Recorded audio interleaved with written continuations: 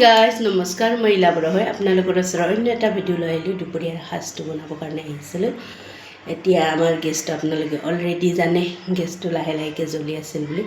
হাজবেণ্ডে ভাল কৰিবৰ কাৰণে নিছে এতিয়া কিমান লৈ নাজানো ইয়া গেছটো পূৰা মই গৈছে লগত আকৌ গেছ আজি ঘৰত আছোঁ কাৰণে চিলিণ্ডাৰ এটাও ল'লোঁ তাকো ইমান দূৰৰ পৰা উঠাই আনিব লাগে গাড়ী দি নানে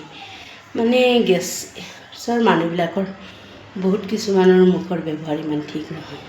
সেই কাৰণে গেছ চিলিণ্ডাৰ এটা ৰাখি থৈ দিলোঁ ইমান দূৰৰ পৰা খোজকাঢ়ি কিনে আনিব লগা হৈছে থকা বুলি আজি পানীও শেষ হৈছে মানে চব পিনে পইচাৰ কাম ইফালে গেছ চুলাটো ভাল কৰিব দিছোঁ ইফালে চিলিণ্ডাৰ লৈছোঁ ইফালে পানী শেষ দিনটোত যদি ইমান খৰচা হয় আৰু কিমান চা লৈ গৈছিলে আহি গ'ল চুলাটো মানুহটোৱে আছে ইমান কষ্ট কৰে এয়া মানুহটোৱে গেছৰ চুলাটো আনিলে এতিয়া ভাল কৰি আছে আমি দুটা কাৰণে গজা দুটা লৈ আহিছোঁ চাহ খাবৰ কাৰণে লগত কচুখিনি ওলাই লৈছোঁ আজি কচু ঔটেঙা আৰু লগত গৰৈ মাছ আধা কেজি আনিছে গৰৈ মাছখিনি ধুনীয়াকৈ বাকলি পেলাই কেনে আনিছে এতিয়া মই এইটো অলপমান বাচি কেনে ধুনীয়াকৈ ঔটেঙা মাছ বনাম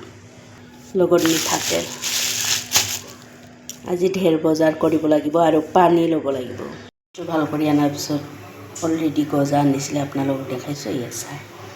2 কাপ বনাই লৈছোঁ লাল চাহ ফাইনালি মোৰ আঞ্জাখিনি হৈ গ'ল আপোনালোকক বনোৱাটো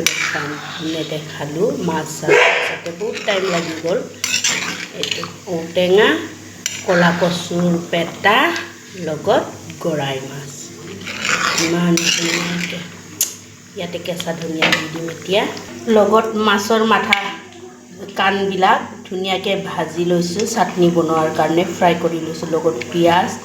নহৰু জলকীয়া লগত কেঁচা ধনিয়া দিম এইটো বাছি লৈছোঁ আচ্ছা ফাইনালি আজি দুপৰীয়াৰ সাজ কমপ্লিট হ'ল ঘৰত ডিউটি অফ থাকিলেতো জানেই আপোনালোকে ঘৰৰ বহুত কাম বন থাকে কানি কাপোৰ ধোৱা চব ধুই মেলি এতিয়া পানী মাতিছোঁ আহি পাব আৰু পানীও চবখিনি লৈ লৈছোঁ গেছ চেছ আজিও চব মানে বজাৰ আছে সেইবিলাকো কৰি ল'ম মাহৰ বজাৰ ফাইনালি কমপ্লিট হ'ল আপোনালোকে অলৰেডি গম পাইছে মাছৰ মাথা মাছৰ কাণবিলাক সেইবিলাকেদি চাটনি বনাম ধুনীয়াকৈ এতিয়া ইয়াত ঔটেঙা গৰৈ মাছ লগত